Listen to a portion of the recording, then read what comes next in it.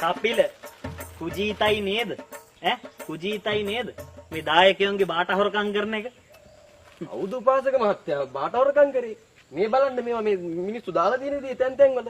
මම හැදුවේ මේ ටික මේ පිළිවෙලට අවරන්නනේ මම හැදුවේ. මම මෝඩේද්ද කපිල? මම මෝඩේද්ද කපිල? දන්නේ නැහැ. හොරතම යන කාලකන්ණි අවලම් බල්ලා. කියලා මම බනීවි කපිල වෙන්නේ කොහේ හරි හිටියානම් මේක පන්සල කපිල. ඔව්.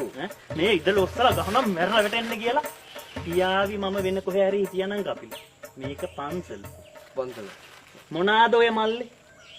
මොනාද? අලුවා වගේ.